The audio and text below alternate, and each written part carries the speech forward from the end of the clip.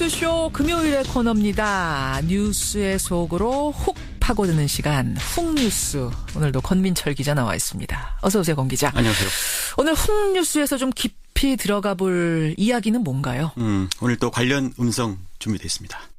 자위권 발동도 가능하다는 국민의 피난을 누가 책임질 겁니까? 음모론, 색깔론, 그리고 근거 없는 모략 이제 중단해 주십시오. 노풍이 불기 시작하는데 이거 저 노무현 전 대통령 목소리 앞에 나온 거 아니에요? 네, 그렇습니다. 다음 주 개봉을 앞둔 영화 노무현입니다의 한 대목입니다. 그러고 보니까 8주기가 다가오고 있어요. 그렇죠.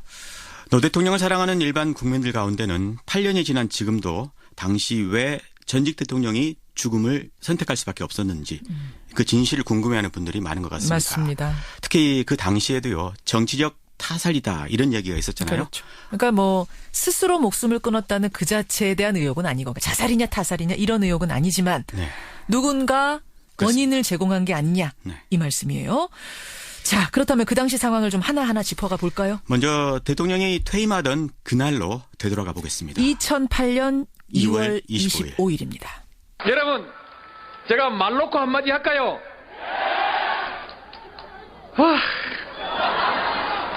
제가 오늘 딱 말 놓고 하고 싶은 얘기 한마디 하겠습니다. 야, 기분 좋다! 아, 오랜만에 듣네요. 그러니까 이게 퇴임하던 날 고향에서의 음성이죠. 네, 봉하마을에 예. 도착했을 때의 상황인데요. 노 대통령은 퇴임 이후 지방으로 가겠다는 결심을 일찌감치 했었다고 합니다. 예. 지역 균형 발전을 위해서요. 또 그래서 낙향 후보지를 물색을 했는데 사전 매입 비용 때문에 결국은 고향을 선택했다고 합니다. 귀향을 하고 나서 농촌 리모델링 사업했잖아요. 뭐 그랬었죠. 친환경 농업, 동네 하천 살리기 그런 거. 네. 대통령에겐 잘 사는 농촌 만들기에 전범을 쓰겠다 이런 목표가 있었다고 합니다. 예. 이런 전직 대통령의 모습에 국민들이 열광하면서 봉하마을에 방문객들이 넘쳐나는 기현상이 생겼죠. 그렇죠. 인기 없던 현직 대통령에서 사랑받는 전직 대통령으로 변모해 가고 있었습니다. 저도 그때 이제 시사 프로를 진행하고 있었기 때문에 뭐 생생하게 기억이 나는데 현직 대통령보다 전직 대통령의 인기가 더 많았어요. 그렇습니다. 이명박 대통령은 취임 100일 만에요. 지지율이 25%까지 뚝 떨어졌습니다. 예. 그 무렵에 이 미국산 쇠고기 수입 문제로 전국에 촛불 시위가 번지고 있었던 그 상황이죠. 무렵입니다. 네, 그런데 이것이 비극의 씨앗이었습니다. 노 대통령과 참여정부에 대한 이명박 정권의 증오심, 적대감 이런 게 그때부터 시작이 됐다는 건데요. 노 대통령을 보좌했던 김경수 민주당 의원의 이야기입니다. 그러니까 청와대 안에는 정보 보고나 이런 걸 통해서 촛불의 배후가 노무현 대통령 쪽이고 이걸 통해서 뭐 정치적으로 재기를 노리고 있다는 하여간 그런 정보까지 포함해서 그 안에서는 그게 사실인 것으로 믿고 있다. 그런 얘기를 듣고 오신 분들이 많더라고요.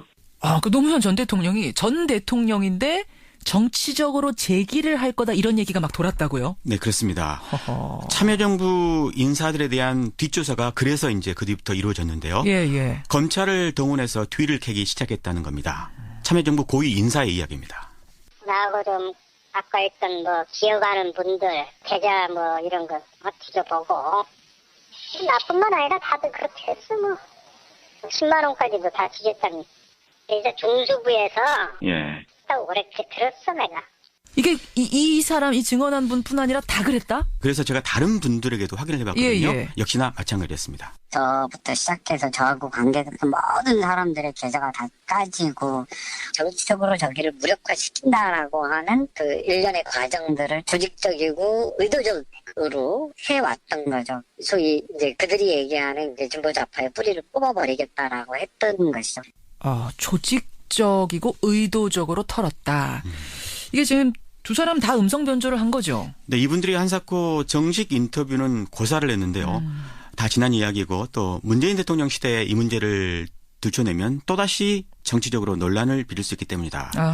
그래서 음성을 변조해서요. 느낌만 짧게 전해드렸습니다. 그러니까 이분들 얘기를 요약하자면 이명박 정권이 정치 보복을 벌였다. 그렇습니다. 그 얘기예요. 그래서 그 무렵에 노 대통령도요. 주변 사람들이 자기 때문에 피해를 볼 수 있으니까 봉하마을로 내려오지 말아달라 이렇게 당부하기도 했다고 합니다. 그러다가 이명박 정권이 노무현 대통령을 직접 겨눴는데요. 그게 바로 국가기록물 사건입니다. 그렇죠. 뭐 생생합니다. 사실 이번 주도 박근혜 청와대의 기록물 때문에 당시 사건들이 다시 언론의 회자가 됐어요. 그렇죠. 당시 사건은 그 대통령 기록관에 이관한 디지털 자료를 노 대통령이 열람할 수 있게 편의를 봐달라 이렇게 요구를 했었는데 자서전 쓰는데 도움 받겠다 이런 거였어요. 예, 그런데 이명박 정부가 거절을 했습니다. 그렇죠.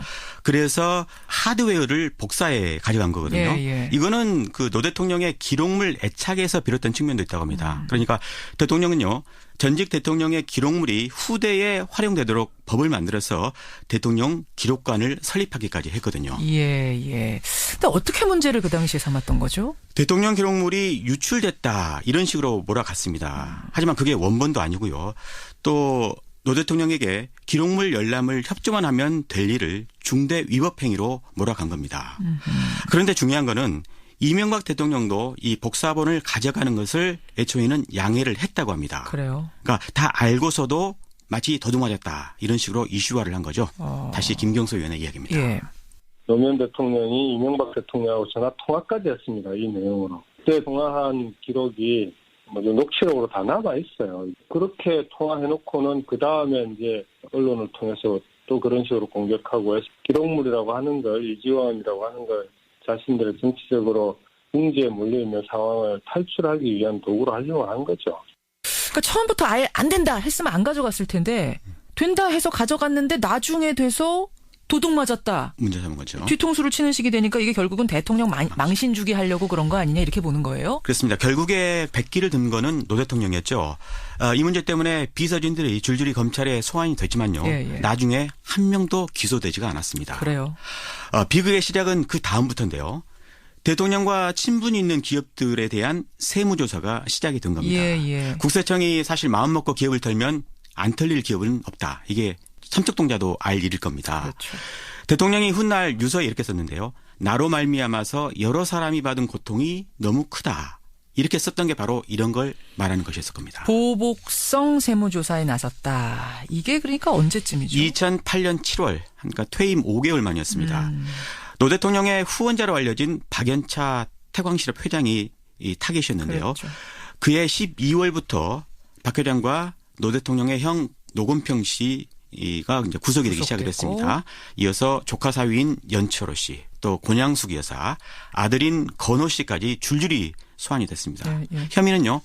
박 회장에게 모두 640만 달러를 받았다는 것이었습니다. 바로 이 640만 달러가 이번 대선 토론회 때 홍준표 후보가 계속 얘기했던 그거잖아요. 그렇습니다. 문재인 대통령이 또 유일하게 여보세요라며 언성을 높였던 부분이기도 하죠. 그렇죠. 하지만 노 대통령 서거로 공소권 없음으로 사건이 종결이 됐습니다. 예.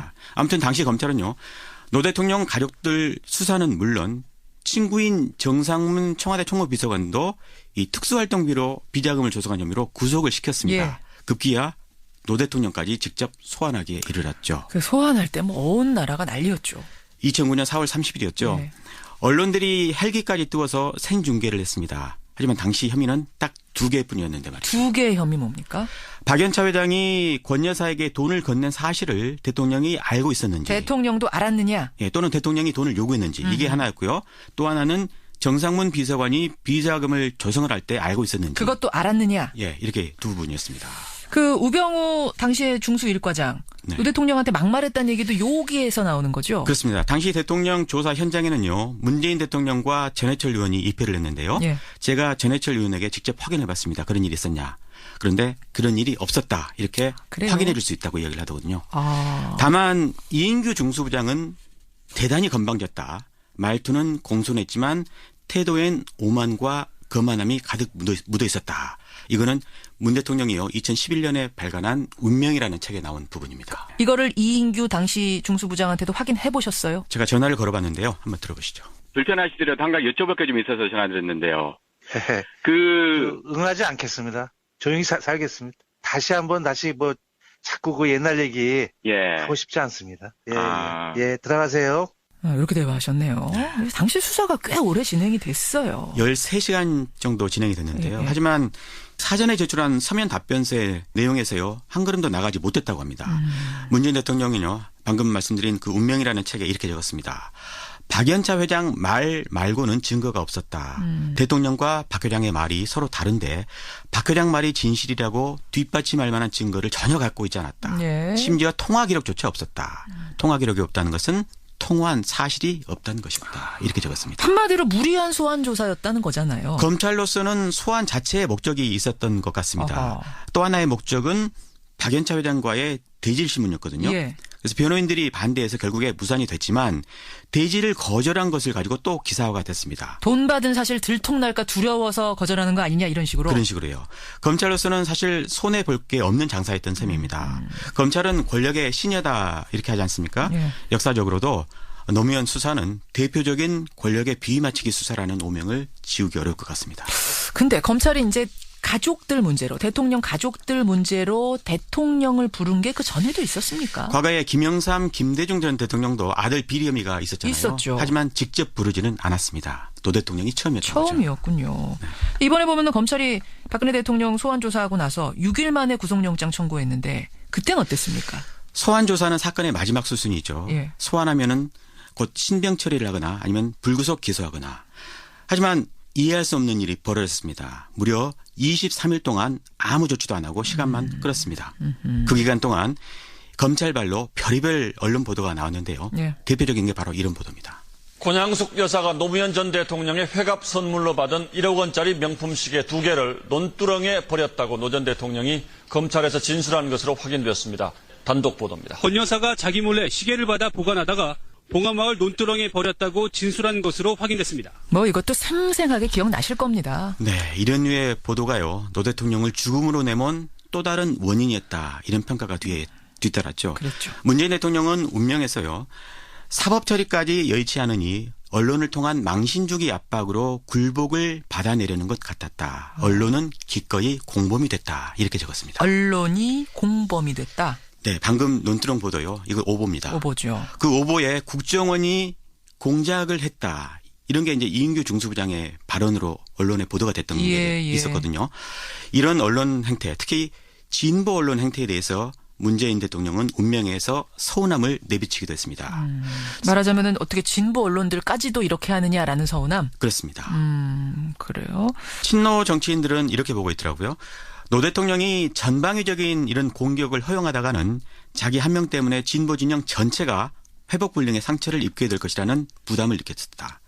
그래서 결국 죽음으로 이 모든 걸 중단시키려고 한 것이다. 예, 참 8년이 지났지만 참으로 애석한 일입니다. 예. 오늘 노무현 전 대통령이 그 당시 죽음에까지 이르게 된 배경을 흐름으로 쭉 정리를 해봤는데 여러 가지를 생각하게 하네요. 네. 여러분은 어떤 것을 느끼셨습니까? 오늘 훅뉴스 권민철 기자 수고하셨습니다. 고맙습니다.